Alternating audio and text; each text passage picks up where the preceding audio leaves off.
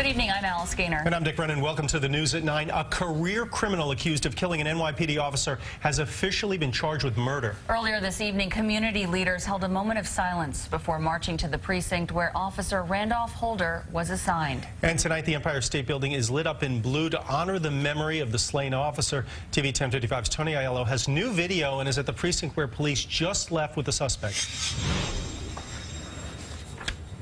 30-year-old Tyrone Howard said nothing as he left the 25th Precinct Station House.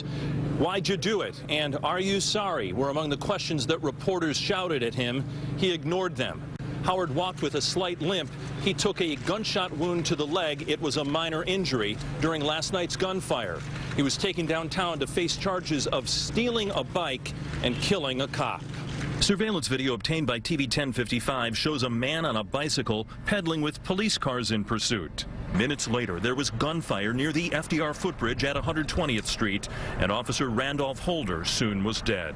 Tonight, a slow procession carried a weight of sorrow to a funeral home in Nassau County, with first responders on the side of the road paying tribute to their fallen brother.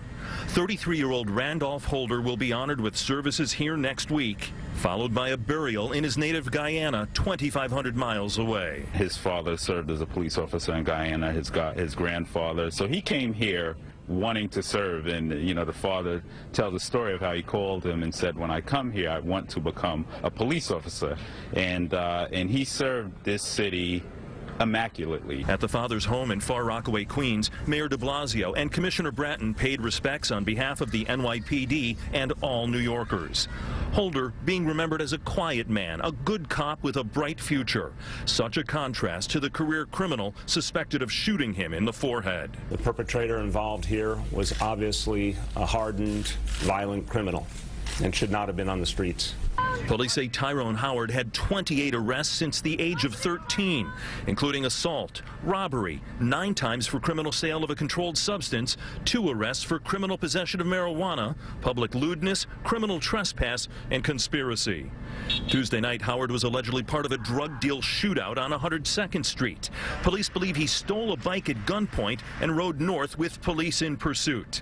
The chase ended at the FDR footbridge near the Robert Wagner houses. He puts the bike down, he pulls out his weapon, and he fires one time, striking the officer in the front of the head. Holder's partner fired back and wounded Howard in the leg. It turns out police had already been hunting for him in connection with a separate shooting of a man in East Harlem this past September. The Manhattan Violent Felony Squad had the case. Made numerous apprehension attempts, obviously negative results. Given his criminal background and the seriousness of the charges, Howard will no doubt be ordered held in jail after his arraignment later tonight.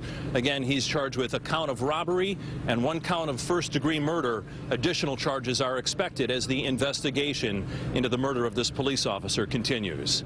At the 25th Precinct Station House in East Harlem, Tony Aiello, TV 1055. A viewing for Officer Holder will be held next Tuesday beginning at 9 a.m. at the Community Church of Nazarene in Far Rockaway. Funeral services will be held at the same church on Wednesday.